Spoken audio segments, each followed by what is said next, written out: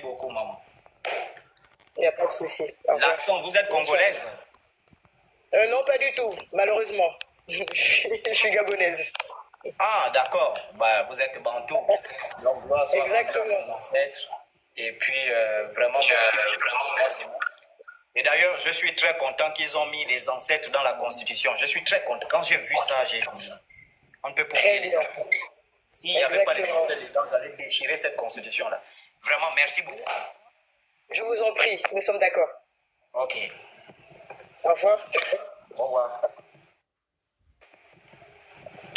Oui. Allons-y, messieurs et dames, allons-y.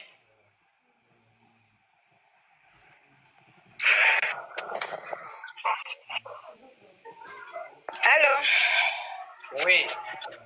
Bonsoir. Bonsoir. Oui, bon, j'étais pas là depuis, donc je ne sais pas, je ne connais pas le thème, mais bon, j'avais une question à te poser. Oui. Oui, est-ce que l'éveil spirituel peut se faire tout seul sans avoir demandé, sans rien en fait, juste comme ça? Oui, c'est ce qu'on appelle la révélation. Il y a 3 catégories d'éveil spirituel. Il y a l'initiation, il y a la méditation, il y a la révélation. Ce qui veut dire que, en fonction de l'objectif de ta réincarnation, ton incarnation ou ta réincarnation dans ce monde, ben, si tu as du mal à te souvenir de ta spiritualité ou de la mission que tu es venu accomplir, les êtres vivants, voilà, vont se révéler à toi pour te permettre d'accomplir la mission pour laquelle tu as été incarné ou réincarné. Ce qu'on appelle la révélation. Ça veut dire que c'est le mystique. Dans l'initiation et la méditation, c'est l'homme qui va vers le mystique. Mais dans la révélation, c'est le mystique qui se rapproche de l'homme. D'accord. Bon, j'ai eu l'expérience, j'ai passé des moments difficiles, donc j'étais tu as dit que tu as une question à poser. Tu n'as pas dit que tu avais une histoire à raconter, toi aussi. Tu as dit que tu as une question à poser, oui ou non? Oui. Oui, c'est bon. Donc, tu as fini par déjà. D'accord. Bonsoir, Oui. Chocolat. Oui, bonsoir, King. Oui, c'est... Je monte juste pour t'encourager, te saluer et te dire vraiment bon courage pour ce que tu nous fais. Mais toutefois, dire aux Africains que quand les Blancs étaient venus implanter le christianisme, ils ont tué nos ancêtres qui ont refusé. Mais aujourd'hui, notre frère que peut-être les ancêtres ont envoyé pour nous, il a parlé à la bouche, il n'a pas blessé quelqu'un. Il y a une dame qui était venue sur la toile faire une leçon de morale, soit disant qu'elle est bien éduquée, tout ça là. Je pense que cette dame ne connaît pas l'histoire, comment le christianisme était arrivé. Ce que Chocolat fait même un petit, ce sont les Blancs, ils venaient avec des armes. Hein? Sont des ignorants. Ils venaient avec des armes. Nos ancêtres résistaient. Ils les tuaient. Hein? Ils les tuaient pour implanter de force le christianisme. Mais Chocolat n'a même pas tué quelqu'un. Chocolat n'a même pas blessé quelqu'un. Avec les petits mots pour embellir l'enseignement, pour nous permettre de bénéficier de beaucoup de choses. Oh, mais tu es mal éduqué. Oh, bon, les gens qui disent qu'il est mal éduqué là, est-ce qu'eux, ils sont bien éduqués dans leur famille là-bas? Voilà un peu ce que je voulais que Il a fallu que Chocolat, tu prends le temps de dire aux Africains comment le christianisme était acquis, pour qu'ils connaissent le nombre des ancêtres que le christianisme a ôté la vie. Comme ça, ils vont comprendre. Ce que tu fais, tu n'es pas impoli. Chocolat n'a jamais été impoli. C'est juste une manière de mettre l'ambiance dans ce qu'il fait. C'est ça. Mais je te suis depuis les États-Unis. Je suis aux États-Unis, je ne dors jamais quand tu as le live. Je suis même dans le groupe WhatsApp, tout ça. J'apprécie énormément. Les mots me manquent. Si je connais les mots pour employer, je ne sais pas par quel moyen je serai au Gabon quand même pour te saluer. Quoi qu'il en soit, je te promets que moi-même je viens au Gabon pour te saluer. Bravo, merci de nous éveiller et bon courage. Merci beaucoup, frère. Demain, on va poursuivre l'émission Dieu en question. Soyez connectés. Il y a un très beau thème là-bas. On va parler des animismes et du christianisme. Comment le christianisme veut tuer l'animisme. Donc, nous allons parler de ça. Le combat continue. Et c'est ce qu'on dit. Vraiment, merci pour rappeler ça. C'est-à-dire que si les ancêtres, Dieu, la nature, les ancêtres, nos ancêtres démontrent ce qu'ils ont vécu, hein, ce qu'ils ont vécu, c'est-à-dire que ce que les Togolais ont vécu, les Béninois ont vécu, les Sénégalais ont vécu. Hein? C'est-à-dire qu'on vous dit on met des gens dans des bateaux, il n'y a pas d'eau, il n'y a pas de nourriture. On demande à ces gens de ramer nuit et jour, des gens mouraient. Hein?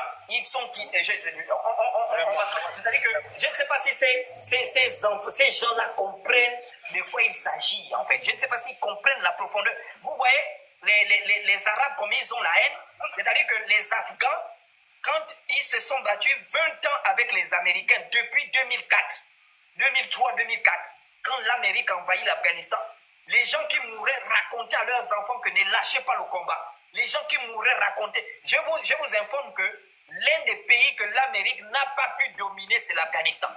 Vous savez pourquoi? À cause du béton armé de leur culture. Ce n'est pas l'islam. Hein?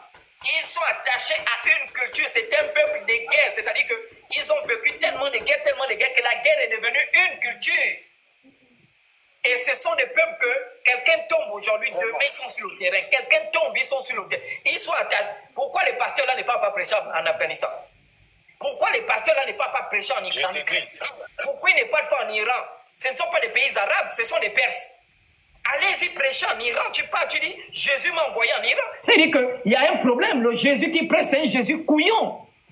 Parce que ça, c'est que Jésus, la seule force qu'il choisit sont les pays africains. La seule chose que Jésus choisit, c'est d'aller en Côte d'Ivoire. Oh, Dieu m'a envoyé en Côte d'Ivoire. Dieu m'a envoyé, quand on remarque que le Togo connaît un peu un boom économique, Dieu m'a envoyé au Togo. Le Togo connaît un peu un boom économique, Dieu m'a envoyé au Bénin. Dieu m'a envoyé au Gabon. Mais Dieu ne les envoie jamais en Afghanistan. Dieu ne les envoie jamais en Palestine. Actuellement, en Palestine, on a besoin de gens qui vont prier pour les malades. Dieu ne les envoie jamais là-bas. Vous êtes des vrais rigolos. Les pasteurs, je suis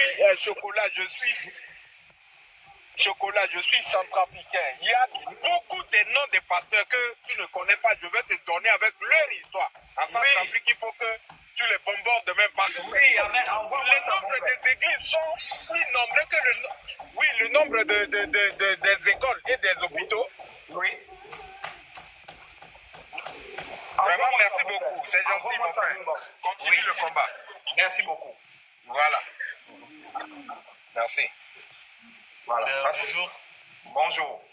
Vraiment, je te suis depuis parce que j'étais connu à travers le statut d'un ami. Il est aux États-Unis. Oui.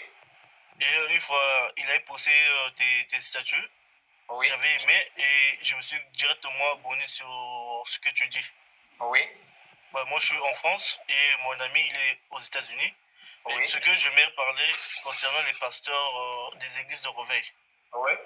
Je ne suis pas contre des pasteurs des églises de réveil parce que moi, si je parle, parce que moi, j'ai une petite soeur. Oui. Et elle écoute plus son pasteur que même notre père.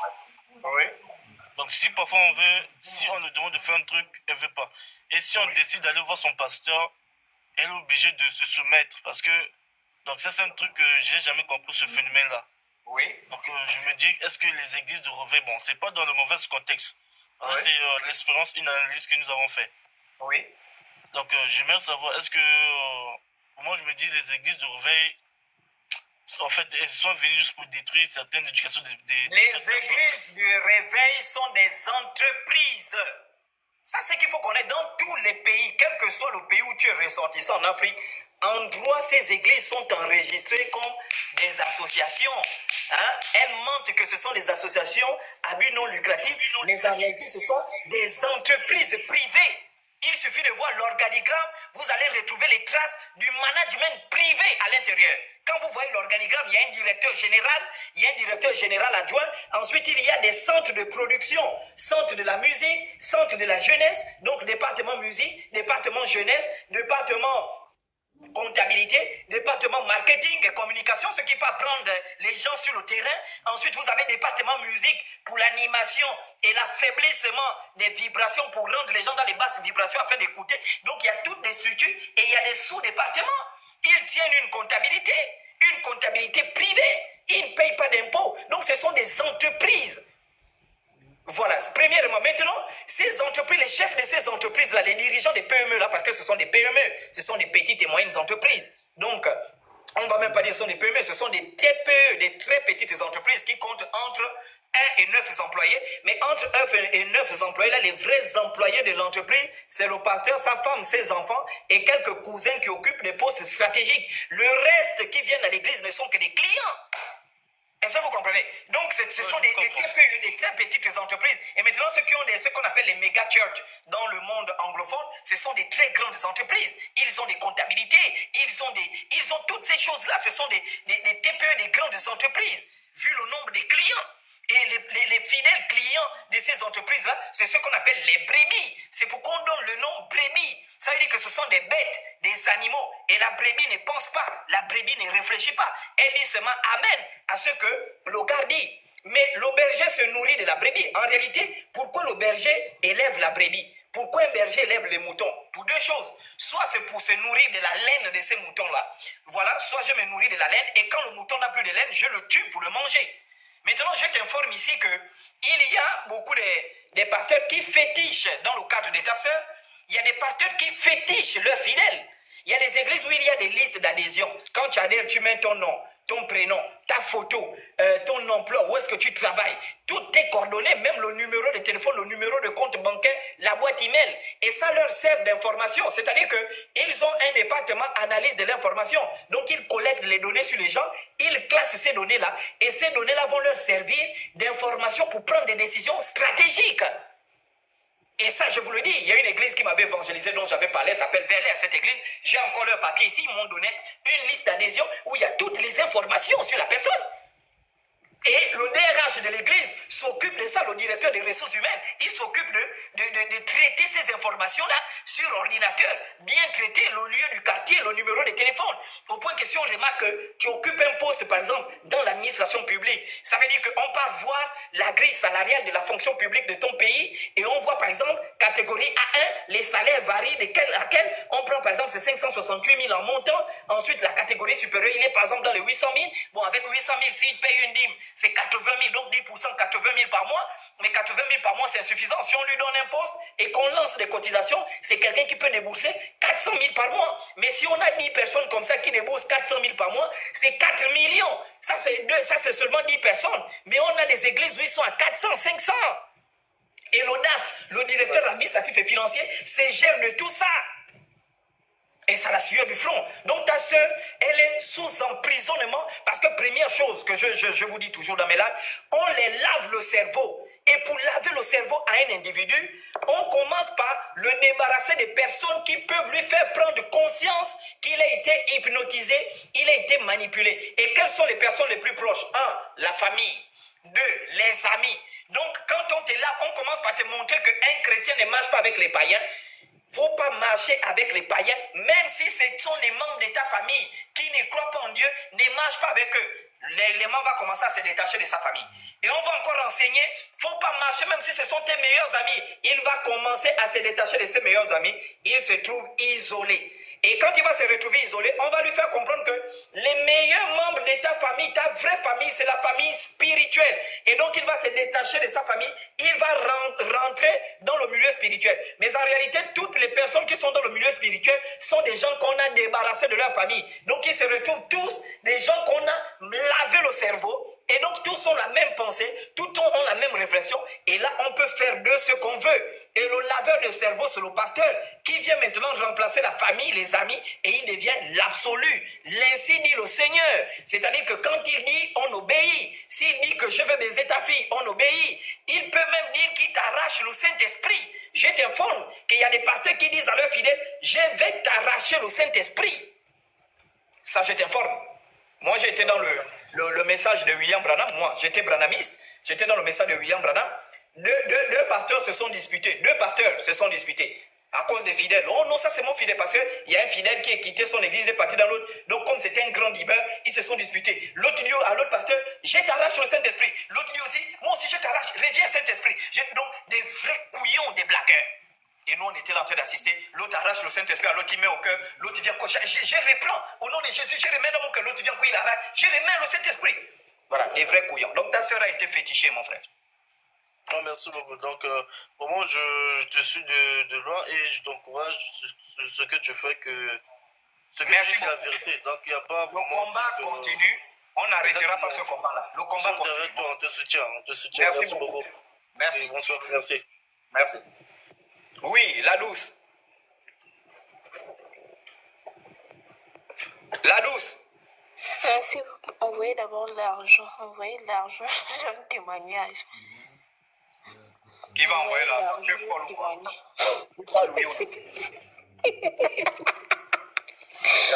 Comme tes fesses, là, poli. Oui, Lucrèce. Bonsoir. Je vous demande par rapport au sujet d'aujourd'hui qui est la masturbation. J'ai remarqué qu'il y a plusieurs femmes qui montaient plus que d'elles. Je me suis rendu compte que plusieurs femmes se masturbent et on aimerait dire que de faire attention, c'est-à-dire pas attention au côté spirituel, mais sur le côté physique. Parce que j'ai une anecdote, quand moi j'étais par exemple en classe de terminale, je me masturbais excessivement. Et quand ma période de menstruation arrivait, je commençais à avoir une idée, je m'évanouissais, j'avais connaissance. Et un jour, j'avais demandé à une cousine, mais je ne comprends pas pourquoi à chaque fois que j'ai mes menstrues, ça se passe ainsi. Elle m'a dit non. Est-ce que tu te masturbes? Je lui ai dit oui. Elle m'a dit que essaie de laisser d'abord la masturbation pendant un moment et tu verras comment ça va se passer. Et quand j'ai arrêté, effectivement, pendant un moment, ça allait mieux, je n'avais plus ce genre de symptômes. C'est pas pour dire que la masturbation c'est pas bien, mais de le faire vraiment avec, de modérer cela. C'est un peu ça. Et attention, je vais repréciser quelque chose. Il y a des choses, la masturbation peut être bien pour vous et elle ne peut pas être bien pour l'autre. Est-ce que vous comprenez un peu? C'est pourquoi dans nos traditions africaines, elle est restée tabou. Elle n'est ni un interdit, ni une autorisation. Parce que ça peut être bien pour X et ne peut être bien pour Y. C'est comme la polygamie. La polygamie peut être bien pour X et ne peut être bien pour Y. Est-ce que vous comprenez un peu? Voilà. Donc ici, il y a ceux dont la masturbation, vraiment ça ne va pas, que ce soit sur le côté spirituel, sur le côté physique. Lorsqu'il essaye ça, rien ne marche. Moi, je prends un exemple assez simple. Moi, je me masturbais. Je frappais la masto. Et puis les pasteurs disaient non, ceux qui se masturbent, voilà, tu es maudit, tu ne vas jamais réussir dans ta vie. Voilà, tu n'auras pas le BPC. Moi, j'ai eu le BPC. Oh, tu n'auras pas le bac. J'ai eu le bac. Oh, tu n'auras pas la licence. J'ai eu la licence. Ainsi de suite.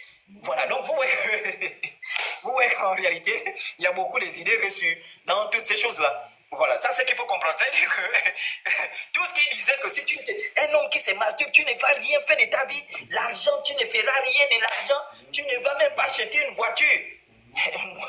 Moi, j'ai acheté des voitures dans ma vie. Tu ne vas pas acheter des terrains. J'ai acheté des terrains. Tu ne vas pas. Donc, vous voyez qu'en réalité, il y a beaucoup d'idées reçues dans ça. Si vous comprenez un peu.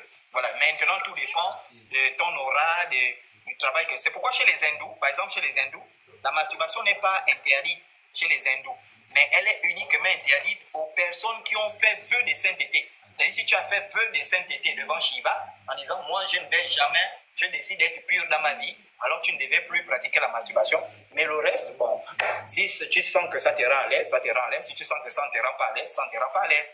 Voilà. Et donc, ici, il faut comprendre ça. Oui. oui, je comprends. J'avais aussi une question.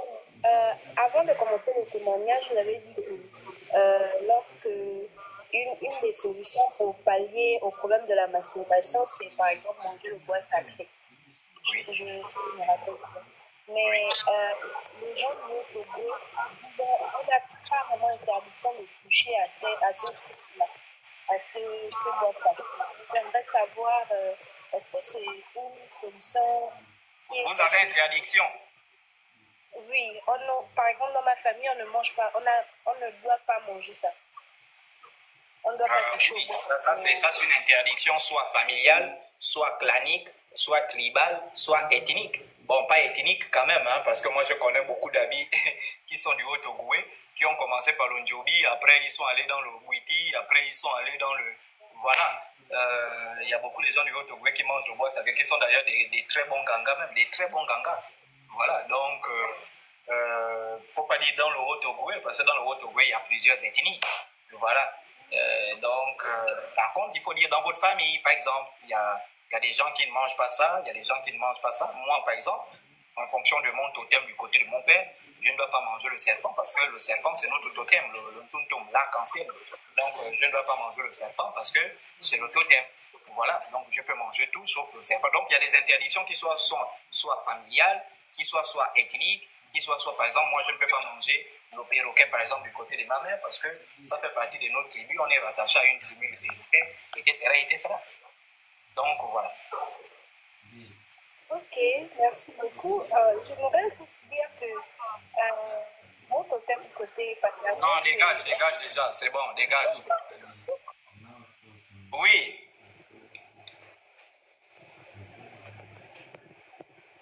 Queen Keva, c'est qui? Oui, elle... Ah oui, mignonne, vas-y, mignonne.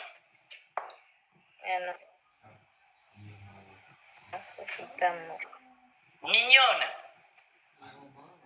Bonsoir, Chocolat. Bonsoir. Bon, comment... Oui, allô? Oui. Oui, bonsoir, Chocolat. Là, vous m'écoutez? Oui, on t'écoute, mignonne. Oui, je vous salue à tous. Ce soir, je tiens d'abord à vous remercier pour le live parce qu'il m'a plus édifié, voilà. Il m'a fait comprendre plusieurs choses au niveau du terme parce que il y a des moments où je me suis mise à penser.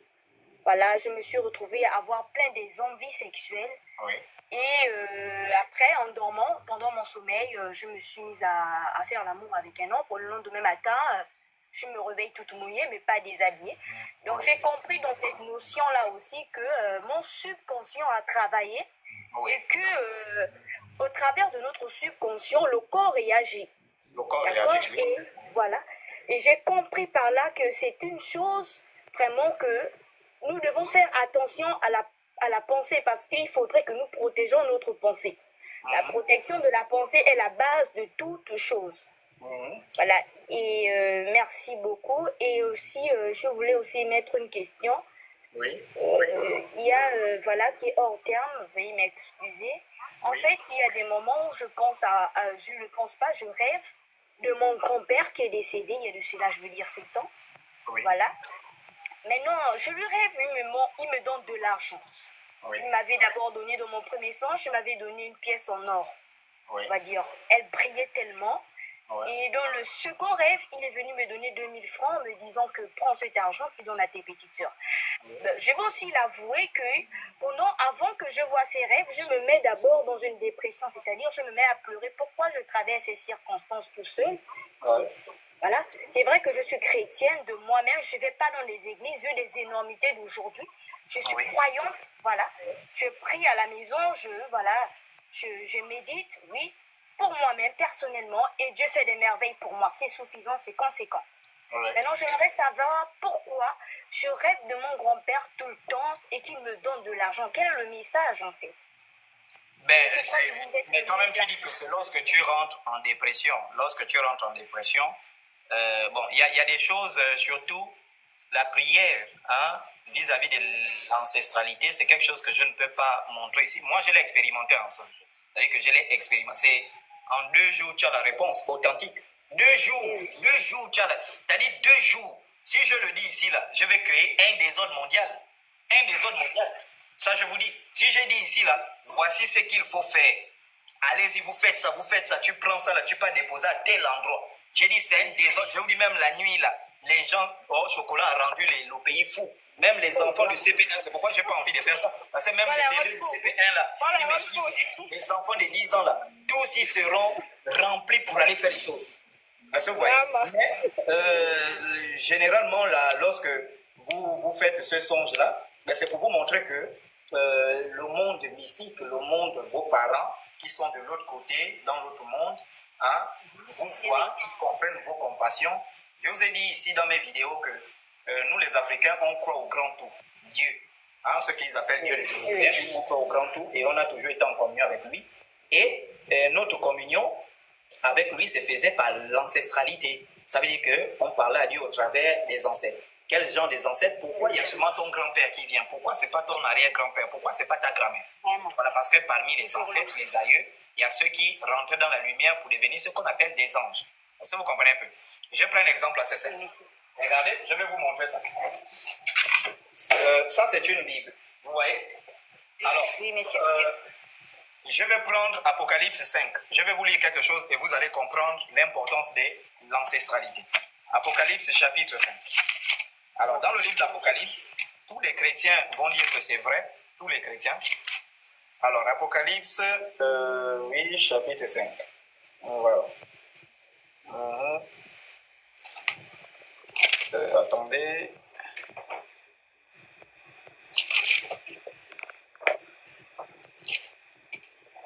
Voilà. Apocalypse, non, c'est chapitre 4. C'est bon? Ceux qui ont des Bibles, vous allez vérifier après. Voilà. Ce passage-là vous montre l'ancestralité israélienne. Regardez bien. Alors, Apocalypse chapitre 4.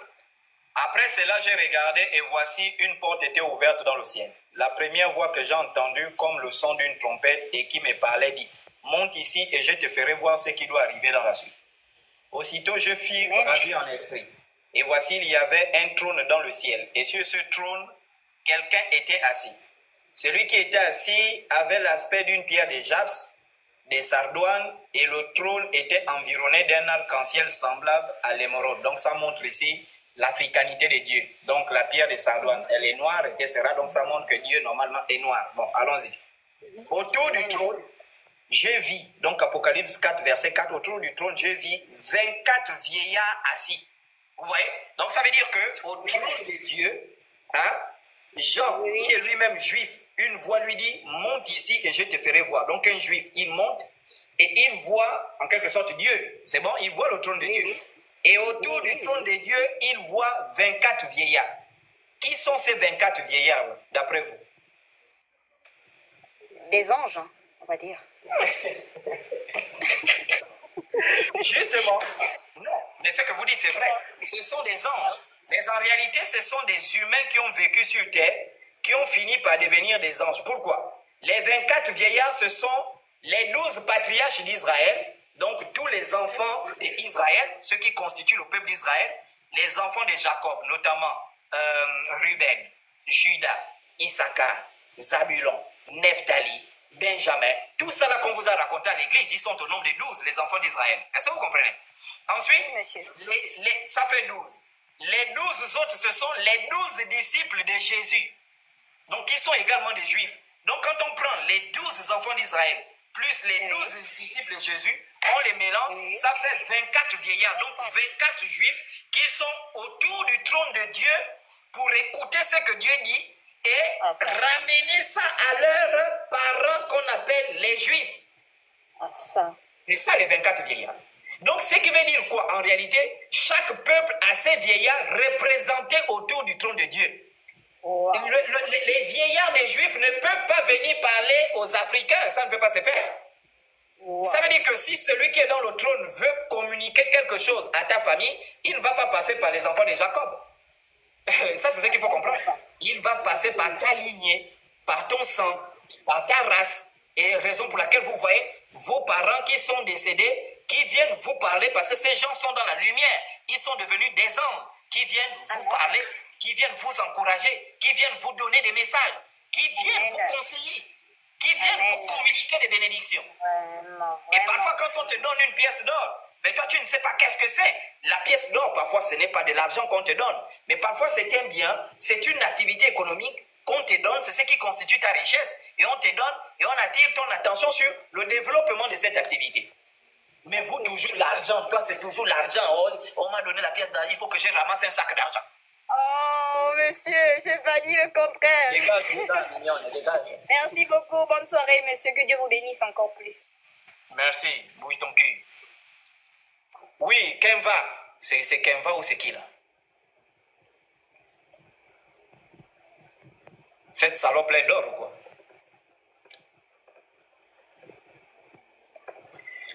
D'accord, oui. Allons-y. Iboko. On va bientôt arrêter. Hein. Oui, allons-y. Pémi. Oui, allô. Oui. Bonsoir, mon frère. Bonsoir. Oui, tu es en train de parler pour les pasteurs là, parce que je souffre avec ça dans le cœur depuis. Oui. Oui, parce que ma grande sœur rentrait dans les églises, vraiment. Et l'autre jour, je n'habite pas avec elle, et l'autre jour, j'ai rêvé. On était en train de marcher ensemble. Et après, c'était comme si j'ai vu son pasteur là faisait les incarnations, ils avaient le tissu rouge en eux et tout ça.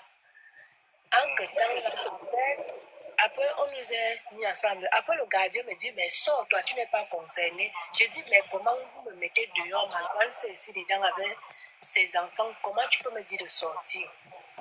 Après, j'ai dit, je ne peux pas sortir, je ne peux pas laisser ma grande sœur là dedans. Après, j'ai vu qu'ils sont venus, le pasteur est venu.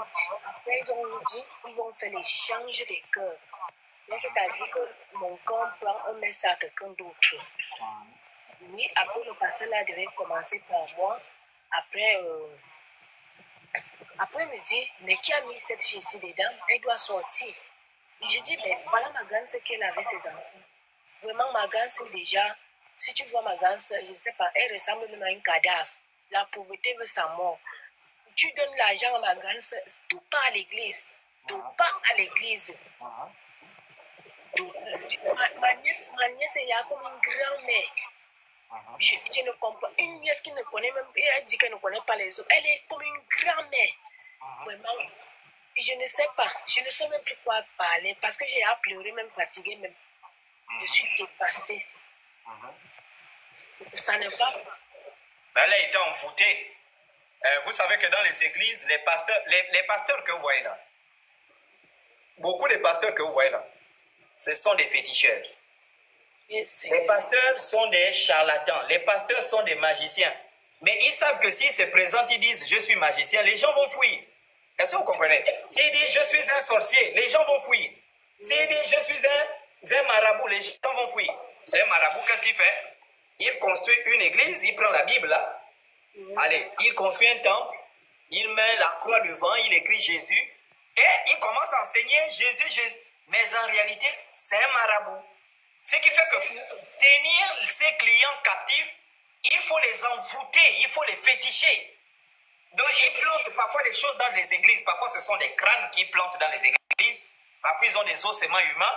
Donc ils prennent, vous voyez l'eau qu'ils versent aux gens, l'eau bénite là. On prend l'eau bénite, on met dans l'eau bidon. Tu arrives, on prend l'eau bénite, on touche, on frotte, on te met.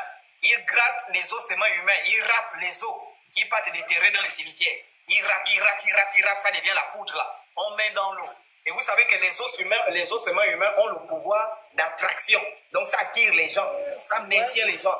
Donc ce qui fait que, une fois, parfois ils versent ça sur le micro, ou bien on nettoie les chaises avec. On vient, on met sur les chaises, il dit à ses fidèles que c'est de l'eau bénie, allez-y verser ça sur les chaises. On verse sur les chaises, on verse. Quand toi tu viens, tu t'assois. Une fois tu t'assis là, la puissance de la mort, la puissance des esprits de la mort là, te maintient. Ce qui fait que ta place est déjà là. Ce qui fait que tu peux partir, ton esprit est resté là. Quand l'heure de l'église sonne, tu es parti. On dit cotiser, tu es parti. On dit ceci, tu es parti. Donc il faut déposséder ces gens-là. C'est pourquoi vous voyez les églises de ce genre, ils travaillent avec les morgues, ils travaillent avec les morgues, ils achètent, d'autres envoient les gens aller déterrer les crânes, et surtout au business, au Cameroun, c'est récurrent. Le Cameroun est un pays où on vend beaucoup les ossements humains au Nigeria. Mais qui achètent ces ossements humains, beaucoup sont des pasteurs. Beaucoup, ce sont les commerçants qui achètent ces ossements humains pour râper la poudre de ces ossements humains. D'autres, c'est pour fabriquer les drogues, mais d'autres, c'est pour servir dans les églises. Et dans le cas de ta sœur, elle est déjà envoûtée. Envoûtée, on envoûte les gens même à travers la Sainte-Seine. On vous donne la Sainte-Seine, on met l'eau des morts, ou bien on prend les ossements humains là, on met dans l'eau. Vous voyez, on met ça dans l'eau, on lave les os là avec de l'eau, on lave, et ensuite on enlève les ossements humains là. L'eau là, on recueille ça, on donne aux gens. Ouais. Voilà. Je ne prends pas la parole, je suis partie dans l'église là un jour. Elle me disait que nous ne viens pas dans l'église là, c'est bien. Je te dis, quand le pasteur entre, vous ne regardez pas le pasteur les yeux, vous tournez les têtes, vous tournez. Oui. Tu ne dois pas regarder le pasteur sur les yeux, tu ne dois pas regarder le pasteur quand le pasteur entre à l'église. Et entre-temps, l'église même là, c'est pas les vies que fumaient, les vies que noires. Les vies que noires, c'est les gens qui sont dedans qui te voient dehors. Toi qui es dehors, tu ne vois personne dedans. Oui. Après là, le pasteur finit de donner l'évangile. Après, le pasteur dit que le monde doit dormir. Je n'ai jamais vu l'église qu'on dit qu'on dort. Fermez les yeux. Ici au Gabon, je connais une église. Elle est à plein ciel. Où le pasteur dit on rentre les mercredis. Moi-même, j'y étais allé, mais je ne suis pas rentré dans l'église. Hein. Il y a un ami qui priait là-bas. Je suis allé à plein ciel. Je ne sais pas si cette église existe encore. Je suis allé, on quittait de l'université. Je suis allé où les mercredis font les prières. Les mercredis, je pense. Les mercredis, il dit vous devez, quand vous arrivez devant l'église, vous enlevez votre sous-vêtement. On ne rentre pas avec le sous-vêtement. Donc les femmes doivent enlever le cili. Et mon ami me fait comprendre que non. En réalité, on enlève le cili parce que c'est la porte du Saint-Esprit. C'est où le Saint-Esprit rentre. Donc on ne doit pas aller avec les sous-vêtements. J'ai dit, mais en fait, j'étais debout avec mon camarade de club. J'ai dit, attends, donc les femmes, et puis j'ai remarqué que les gens rentraient dans une pièce, les femmes, elles rentraient dans une pièce, après elles sortaient, elles rentraient à l'église, elles rentraient dans une pièce, elles sortaient. Et j'ai dit, non, la belle part, elles enlèvent le sous-vêtement, elles mettent dans le sac, et on doit rentrer là-bas sans slip.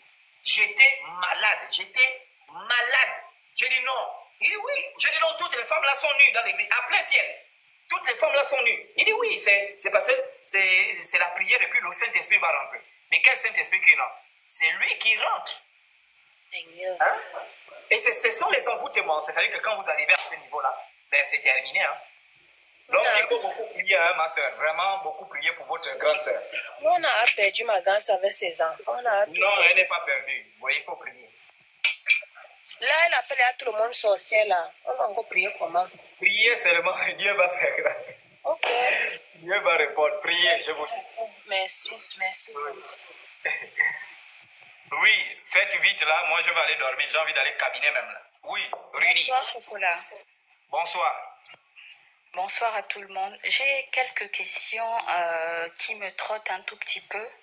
C'est sur ma maman, parce que j'ai perdu ma maman. Ouais. Et quand je suis allée au Gabon, ma maman, elle est tombée malade. Et elle est décédée le jour de mon anniversaire et à l'heure que je suis née. Je voulais avoir une signification parce que chaque année, comme là bientôt mon anniversaire, je me sens mal, je n'arrive pas à fêter parce qu'elle est décédée à l'heure que je suis née. Et d'autres me disent que c'est des bénédictions, mais pour moi, je vois comme un fardeau. Comment ça, comme un fardeau? Et mes cheveux blancs ont poussé et je ressemble de plus en plus à ma mère. C'est incroyable. Mais tu as un tatouage, non? Oui, ça c'est les Ta trucs de mère était jeunesse. tatouée. Qui elle? Non, elle n'était pas tatouée, jamais. Pourquoi tu n'enlèves pas ça? Enlever quoi, le tatouage? Oui. Non. C'est Non. des trucs que j'ai fait, j'avais quoi, 18 ans? Non, mais tu ne peux pas dire non. Mais si ça constitue un obstacle, ta mère peut travailler avec toi. Et ça peut être un obstacle pour qu'elle travaille avec toi. Non, en rêve, je le vois. En rêve, c'est vrai, même quand je suis triste, elle vient. Ça, c'est sûr. Elle vient en rêve. Mais je voulais savoir quelle signification ça. Le tatouage pour avoir une bonne relation avec ta mère. Tu la vois en rêve, elle vient te dire quoi?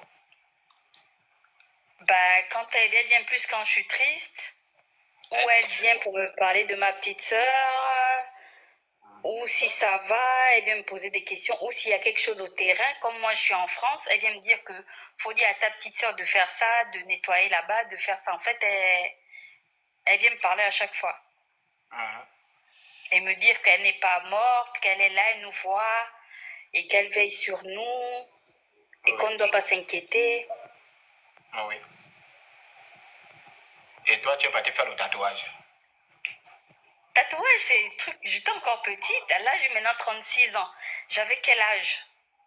Tatouage, en fait, je pense pas que ça a quelque chose à y voir parce que même avant, bon après je veux pas trop rentrer dans les détails, mais avant de partir, elle m'avait demandé qu'elle voulait me bénir. Et du coup, j'ai dormi avec elle ce jour-là. Après, c'était vraiment, je savais pas que quand on bénit quelqu'un, c'est comme ça. En fait, c'était très puissant. Oui. C'était vraiment très, très puissant. Mais après, j'ai banalisé. après j'ai banalisé, j'ai dit bon, peut-être que c'est, je sais pas, je sais même pas comment t'expliquer ça. D'accord, je comprends. Tu vas enlever le tatouage. C'est bon? Tu vas enlever ton tatouage. Le tatouage que tu as là est peut-être celui que tu as aux fesses aussi, on ne sait jamais. Alors maintenant, la question est de savoir, est-ce que c'est une bénédiction ou une malédiction que ma mère puisse mourir le jour que je suis né? Mais il y a des gens, je prends un exemple, il y a des gens qui naissent, hein, et la mère meurt après la naissance. Je pense que vous avez déjà entendu parler de ça. Oui, oui. Voilà. Donc, l'enfant naît, après la naissance, la mère décède. Voilà. Est-ce que c'est un fardeau? Est-ce que généralement les gens, c'est la société qui a diabolisé. Et justement, les gens disent que c'est une bénédiction. C'est d'ailleurs une très grande bénédiction. Parfois, dans l'objectif de l'incarnation, c'est la date à laquelle tu es né que la personne doit retourner et tisser un lien. C'est généralement un lien fort qui est tissé entre les deux personnes. Ça veut dire que vous avez utilisé, j'espère que Franceschi va me pardonner, le même canal pentatronique, quelque chose comme ça, l'expression qu'il utilise. C'est-à-dire que vous avez utilisé le même canal de la réincarnation, le même canal de l'incarnation, le même canal de la réincarnation. En fait, ce n'est qu'une sorte de, bon, pas une coïncidence, mais vous avez utilisé le même canal. Il y a des personnes comme ça qui utilisent le même canal de la réincarnation. Et alors, il y a des personnes qui utilisent le même canal de la réincarnation. Voilà, donc il correspond à des dates, à des jours précis. Ce qui fait qu'elle a tout simplement emprunté la même voie par laquelle toi tu es passé, justement peut-être à cause des liens forts que vous développez. C'est justement une bénédiction qui permet de tisser. Généralement, sont des... Vous allez voir les parents les gens qui décèdent. Moi, je connais beaucoup de personnes qui sont nées et la maman a décédé, mais la personne voit sa mère. La personne voit son père. Voilà, la personne vient d'écrire à sa mère que maman, je vois quelqu'un, je sais que c'est mon père, il vient me parler, il a telle touffe de cheveux et puis il a un pantalon patte d'éléphant. La mère pleure. Mais pourtant, l'enfant, et le jour que l'enfant est né, c'est le jour que le père a décédé. Comment il permet de voir ça? Justement, c'est le lien qui est tissé. Est-ce que vous comprenez un peu? Voilà, donc ce lien, ça permet à l'être de communiquer, protéger, parler avec ses enfants. Je vous avais fait un témoignage ici sur ça. Il y a quelqu'un qui avait fait l'accident. Son papa était déjà décédé. Et on l'a amené à l'hôpital militaire, ou je ne sais pas trop. Bon, c'est la personne qui est venue me témoigner ça. On l'a amené à l'hôpital militaire. Les médecins ont déclaré que bon, là, on ne peut rien faire, hein, vraiment, il va mourir. Or, il y a une fille, une petite, qui a vraiment tissé le lien avec ses grands-parents. Voilà, elle dialogue toujours avec ses grands-parents. Et puis, à la maison, on la prend comme une folle. Et voilà, elle dit, moi, je parle avec papy. Voici ce que papy a dit, vous devez faire ça. Voici ce que mamie a dit, vous devez faire ça. Et puis, on ne la croyait pas jusqu'à ce qu'elle vienne dire, papy est venu dire que vous devez aller à l'hôpital militaire et puis va rentrer dans le médecin pour soigner tel. Et quand ils sont partis, c'est exactement ce qui s'est passé. Et jusqu'aujourd'hui, on la prend au sérieux parce qu'elle devient la prophétesse de la famille. Donc, quand il y a un danger, elle vient avertir que ça là, voyez ce qu'ils ont dit, voyez ce qu'ils ont dit. Ça là, voyez ce qu'ils ont dit, voyez ce qu'ils ont dit. Donc, c'est un canal par lequel on utilise pour communiquer généralement les messages. Maintenant, je sais qu'avec un peu plus de spiritualité, pas de la spiritualité, plus l'attention aux messages qui sont véhiculés. Parce que je vous informe qu'il y a un langage direct, le langage ésotérique et le langage exotérique. Le langage exotérique, c'est le langage qui est connu. Là, les gens qui sont dans l'au-delà parlent de façon un peu le langage des humains que tu arrives à comprendre. Mais dans la plupart des temps, c'est un langage inversé qu'il faut, c'est ça le langage exotérique. C'est-à-dire qu'il faut parfois s'asseoir pour comprendre l'interprétation spirituelle, le message qu'on veut te véhiculer. Derrière, par exemple, le bonjour qu'on t'a dit. Le bonjour qu'on t'a dit, prends ta petite soeur. Le bonjour qu'on te dit, par exemple, je prends un exemple, hein, tu rêves de ta mère, elle te dit, je suis mouillé. Hein, où je dors, je suis mouillé. Je prends un exemple. Hein, où je dors, je suis mouillé. Ça veut dire ici que tu dois aller débrousser sa tombe. Est-ce que vous comprenez un peu? C'est-à-dire que tu dois aller débrousser sa tombe. Ou bien quand il pleut, ça tombe, il y a de l'eau qui rentre. Est-ce que vous comprenez un peu? Donc c'est ça le langage ésotérique. Ça veut dire que quand elle te dit vraiment, maman, je suis mouillé quand je ne dors pas bien ici, là, je ne dors pas bien où je suis, tu dois comprendre, ah, la tombe a un problème. On doit aller construire le truc. C'est pourquoi vous allez voir des gens comme ça, on doit aller construire un caveau, on doit bien fermer, etc. Parce que voilà, c'est ça en réalité. Donc essayez de comprendre également le langage ésotérique qui est véhiculé par le message que maman cherche à vous cherche à vous communiquer. D'accord, merci beaucoup. Et puis, il y a une autre chose aussi, une autre question que je voulais poser. Depuis, elle vient en rêve chez toute la famille, qu'elle revient, mais elle nous montre des bébés. Oui, elle va se réincarner, oui, ça c'est régulièrement. Et là, il faut trouver quelqu'un, un bébé qui va naître et puis vous donner le nom. Et je pense que si le bébé est propice, elle va se réincarner à travers le nom. D'accord. Ouais. Parce que moi, j'ai pas encore d'enfant, donc je me dis peut-être que... T'attends quoi? Avec ton gros bras, tu attends quoi pour faire les enfants? Ça viendra, en tout cas, c'est Dieu qui donne. C'est Dieu qui donne. D'accord. D'accord. D'accord, il n'y a pas de souci. Oui, votre maman va se réincarner. Oui, il y a des... Et puis, si sa réincarnation n'est pas violente, vous savez, c'est quelque chose que je vais vous dire. Hein. Il y a beaucoup qui naissent... c'est une question même que je vais parler, peut-être lors d'une émission. Il y a beaucoup les infirmes. Ils se moquent des infirmes ou des gens qui ont des problèmes mentaux. Voilà. Mais en réalité, quand vous voyez quelqu'un naître infirme, c'est généralement dû à sa mort, la mort dans sa vie antérieure. Voilà, parce que vous allez voir que pour quelqu'un qui n'a pas développé la spiritualité, qui n'a pas, par exemple, appris à rentrer dans ce qu'on appelle dans un état de supraconscience, donc en dessous des Hz, 10 Hz, 15, 10 Hz, 9 Hz, 5 Hz, voilà, etc., pour se rapprocher vraiment de la mort qui te permet de connaître qui tu étais dans la vie passée, voilà les différentes réincarnations que tu as eu à faire. Ouais, les gens qui ne connaissent pas ça, cette spiritualité-là, comme vous et moi, quand on décède, on va avoir une sensation de peur parce qu'on va traverser des étapes qui sont méconnues. Et lorsque cette sensation est tellement violente et que si la personne se réincarne aussitôt, ben, elle peut se réincarner avec, elle peut ne pas achever sa réincarnation et puis elle vit au monde avec un défaut au niveau des pieds, un défaut au niveau de la main. Un défaut, c'est généralement dû à la réincarnation violente. Et donc, lorsque vous avez une mère qui vous dit qu'elle va revenir, c'est qu'elle a choisi le corps sur lequel elle va venir, et puis elle va revenir. Et puis, il y a des gens comme ça qui peuvent même se souvenir de ce qu'elle était cela. D'accord. Merci beaucoup, Chocolat. Oui, je vous en prie. Une bonne soirée. Merci. Oui, Luciole, la Luciole. Oui, ma sœur. Oui. Il y a le ventilateur ou bien on te couche? Non, non.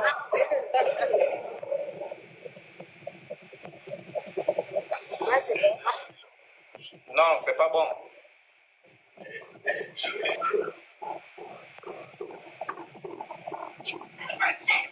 Bon, on est obligé de t'enlever d'abord parce qu'on ne t'écoute pas. Oui. Bonsoir, Chocolat. Oui, bonsoir, Philina. Oui. Oui, excuse-moi, je regarde beaucoup tes vidéos et aujourd'hui, ce soir, tu viens par rapport aux songes. J'aimerais tout à l'heure, tu as parlé de langage exotérique. J'ai vraiment envie de comprendre un peu le langage exotérique de mes songes avec, bon, je rêve souvent de mon père. J'ai perdu mon père, j'avais 12 ans. Et en fait, je ne rêve pas de lui tout le temps. Je peux dire je peux rêver de lui peut-être après un an, après beaucoup de mois. Et je me souviens pas de comment je suis quand je rêve de lui, si je suis stressée, si je suis dans une dépression, je sais pas trop.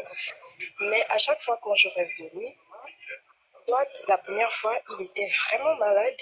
Il était vraiment malade. Et je ne comprenais pas ce que ça voulait dire. Donc, j'étais venue lui rendre visite, étalée sur les lits des villages, là, en liane, là, vraiment malade. La deuxième fois, il m'accompagnait. Je devais voyager, donc la voiture m'attendait. Il m'accompagnait. Et la troisième fois, c'est récent, il était vraiment... Il avait rajeuni. Il avait vraiment rajeuni, il était en forme. Je comprenais pas, il était en forme et on était ensemble, on marchait côte à côte. Après, il m'a laissé, il a continué au chemin et moi, j'ai dû prendre un autre chemin. C'est-à-dire, on s'est séparés de route. Donc, quand je rêve de lui, je comprends pas. En fait, je ne comprends pas. En fait, j'ai vraiment un grand désir de pouvoir interpréter les rêves, mais je n'arrive pas, je sais pas comment faire. Si tu peux m'aider à me dire un peu ce que c'est. Bon, déjà, les rêves, attention. Bon, c'est vrai que tout le monde utilise l'expression rêve, ce qui est quand même un peu gênant. Il y a ce qu'on appelle les songes, il y a ce qu'on appelle les cauchemars, il y a ce qu'on appelle des prémonitions, le mot là, en tout cas le mot français là. Ensuite, il y a ce qu'on appelle des rêves. Bon, il y a une différence entre le rêve et le songe, une différence entre le songe et le cauchemar, etc. Bon, que ce soit tout ça, on ne peut pas expliquer à quelqu'un des rêves en public ou quoi que ce soit. Non. Et puis, on n'explique pas les rêves en public, venir te dire, voilà, ça veut dire ça. Si quelqu'un te dit ça, généralement, ce sont des menteurs. Voilà, donc, il faut observer chaque indice. Voilà, ton père est malade, il est au village, et ensuite, quand tu rêves, mais papa, qu'est-ce que tu as voulu me dire? C'est quoi le message que tu as voulu dire? Est-ce que ça signifie que tu as été assassiné par les gens du village? Est-ce que ça signifie que tu as été tenu captif? Voilà, etc. Ensuite, la forme que tu as prise, est-ce que tu as été libéré de... Donc, ce sont des interprétations et la personne elle-même soit elle va te faire comprendre, soit elle va envoyer quelqu'un, voilà, pour venir te dire vraiment de façon à ce que le rêve que tu as fait là, voici ce que ça signifie. Chez les pasteurs, tu vas aller dire, oh, j'ai fait tel rêve, etc. Il va te dire, oui, ça veut dire que ton père t'aime beaucoup, mais c'est pas ça. Tout ça, on connaît ça. Je rêve de mon père qui est mort, ça veut dire qu'il m'aime beaucoup, c'est pas ça. Il y a généralement soit un langage vraiment ésotérique qui est véhiculé. Vous voyez, parfois il est malade, ben, il est au village, oui. Peut-être il veut te faire comprendre. Hein? Parfois, dans le rêve, c'est pas tout ce qui tourne autour. Là. Parfois, il y a une maison, par exemple, que tu passes inaperçue dans le rêve. Vous voyez, un peu quand vous suivez les dessins, hein?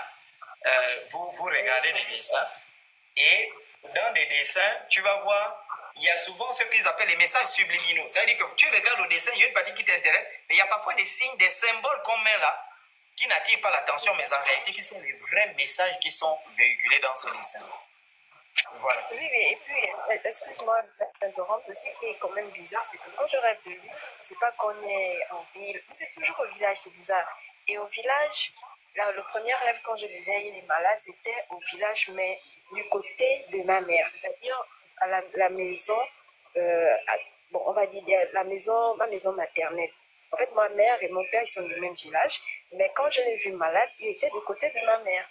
La deuxième fois aussi, quand je disais qu'il m'accompagnait voyager, la voiture m'attendait, c'était maintenant devant la maison en question de mon côté maternel. Et la troisième fois, c'était... Allez-y, réglez vos problèmes, moi, je ne suis pas... Non, je comprends. Voilà, allez-y, réglez vos problèmes et descendez. C'est vrai qu'il y a un temps, c'est pourquoi j'ai dit, il y avait un temps où je faisais des choses très bizarres. Ça veut dire que j'avais cette possibilité, mais je ne le fais plus. Voilà. Je ne sais plus pourquoi je ne le fais plus. Je vous le dis ici. Je ne le fais plus. Je ne sais pas si j'ai pris peur, les dégâts, ou bien je ne sais pas si j'ai un grand don pour les arts mystiques, des choses comme ça. Mais quand je me suis intéressé à ces choses-là, et vraiment j'ai excellé. Bon, ça vraiment, je vous dis, j'avais la possibilité. Quelqu'un comme vous venez, j'ai cette possibilité-là, vous venez me raconter votre rêve. Et ensuite, moi, je pars parler à ton père et je viens te dire ce qu'il te dit. Je faisais ça avant, c'est pourquoi je dis qu'il y a des choses ici que je ne peux pas dire. Sinon, tout le pays, là, vraiment, on va m'attraper que, voilà, j'ai rendu tout le pays sorcier. Mais ce sont des choses que j'ai découvertes moi-même comme ça, voilà. J'ai découvert, j'ai expérimenté une fois, 2 fois, 3 fois, et c'est correct, en fait. Vraiment correct. Et ça, je vous dis, je vais vous prendre un exemple. C'est simple, il y a quelqu'un qui m'avait raconté un rêve.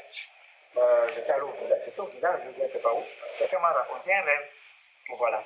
La personne m'a raconté le rêve, ça avait un lien avec, je ne sais pas quoi. Donc, la personne avait rêvé que la maison, il y avait une maison qui était très sale, vous voyez? Une maison qui était très sale, et puis sa grand-mère parlait dans la maison que vous ne balayez pas la maison. Et puis elle a fait le rêve là peut-être 3-4 fois. Une grande personne, j'étais encore petit. Elle m'a raconté le rêve là. Elle dit d'accord, je vais aller. Et ensuite, je suis parti. Et quand je suis parti, en réalité, sa mère, elle avait perdu sa mère. Moi, je ne savais même pas qu'elle avait perdu sa mère. Voilà, et puis sa mère est venue. En réalité, ça fait des années, cette fille-là ne vient pas débrousser ma tombe. Ce sont des ingrats. Voilà, je suis dans l'herbe, tout ça, ils ne viennent pas débrousser. Et quand je me suis rapproché de cette dame, une chrétienne pentecôtiste, j'ai dit, bon, en réalité, vous voyez ce que ta mère m'a dit. Et je vous dis, moi, on est même parti pour me fermer la tête. Je vous dis, hein, on est parti me faire passer. On m'a dit, non, il a un démon, on doit fermer la tête, il a des démons. Parce que voilà. Je suis parti, je suis venu dire, non, il y a une dame qui est décédée qui a dit que tu ne débrousses plus ta tombe, tu es une ingrate. Et c'est pourquoi le fiancé avec qui est là, voilà, il va fuir. Parce que cette dame-là t'a lancé une malédiction. La femme a pleuré, elle a dit, c'est vraiment et tout et tout. Voilà. Donc, ce sont les choses que j'aime. Donc, bon courage hein, dans l'interprétation. Merci. Bon, prochainement, déjà, bon, je ne vais pas te prendre sur le temps, merci. Oh. Oui, faites vite, moi je n'ai pas dormi, je dois aller au cabinet rapidement. Oui. Oui, bonsoir, Chocolat. J'avais une question sur la réincarnation. Étant donné que tu as évoqué le sujet tout à l'heure avec la précédente dame qui était là, j'avais une question. Est-ce que c'est possible que l'âme d'une femme puisse se réincarner dans un homme, ce qui justifie... Oui, ça c'est récurrent. Ce sont des réincarnations. Bon, on ne va pas parler d'accidentel puisque c'est l'âme qui choisit le corps dans lequel il souhaite se réincarner. C'est ce qui justifie l'homosexualité naturelle. L'homosexualité naturelle, parce qu'il y a 3 catégories d'homosexualité. Il y a l'homosexualité naturelle qui est due à la réincarnation. Il y a l'homosexualité provoquée par les médicaments occidentaux là, qui rend les gens efféminés. Ensuite, il y a l'homosexualité par suivisme. Voilà, donc je prends l'exemple, il y a l'âme, il y a des âmes féminines, des âmes masculines, non pas des sexes. Voilà, donc l'âme qui a déjà vécu dans un corps d'homme peut décider de se réincarner dans un corps de femme pour vivre une expérience. Ce qui fait que cette âme-là, qui était autrefois homme, qui se réincarne par exemple dans une femme, le corps qui reçoit cette âme-là va développer les aptitudes d'un homme, va développer parfois des hommes, va développer. Donc parfois, c'est une affaire de réincarnation. Purement, bon, on va parler, certains vont parler des réincarnations accidentelles, mais les seuls qui soignent ça, ce sont les grands maîtres traditionnels. Si on peut soigner ça, c'est-à-dire que, étant donné que l'âme n'a pas de sexe, on peut demander à cette âme-là de s'adapter aux besoins et aux désirs du corps dans lequel il est. Là, vraiment, c'est de la haute spiritualité dans tout. Hein. Voilà. On soigne ça, hein, ce truc-là. On le soigne. Mais là, c'est demander à l'âme de vraiment s'adapter aux besoins du corps. Sans ça, vous aurez des petites pétasses là qui ressemblent aux hommes, qui marchent comme des hommes, elles font des coiffes et puis elles rentrent dans le lesbianisme. Parce que vous allez remarquer qu'il y a 2 catégories de lesbiennes. Il y a des lesbiennes qui sont vraiment, elles ressemblent à des hommes, et il y a des lesbiennes qui sont vraiment des femmes, mais qui sont des lesbiennes.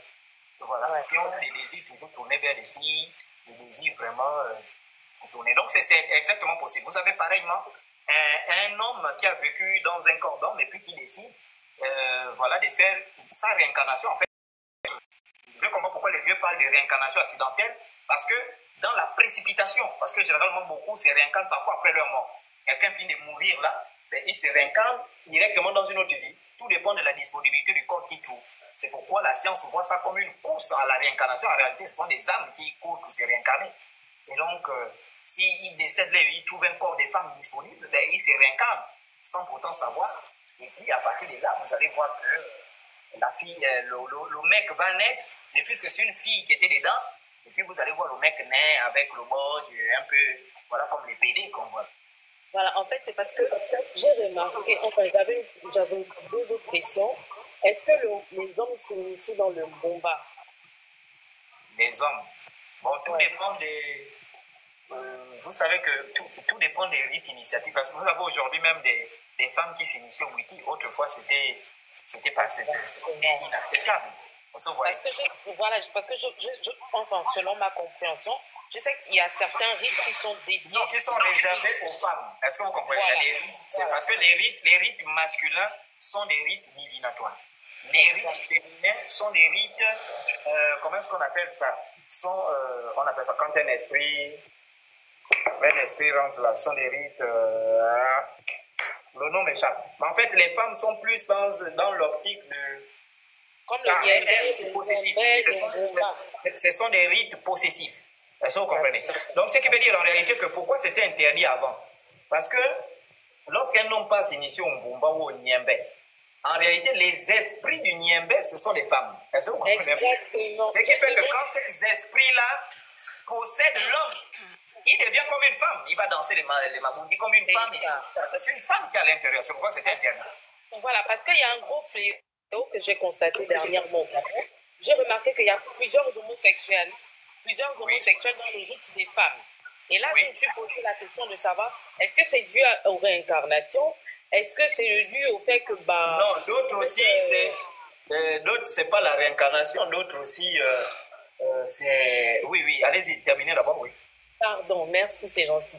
C'est dommage pour les gens. J'ai l'impression que beaucoup viennent ici pour se distraire et pas se cultiver culturellement. C'est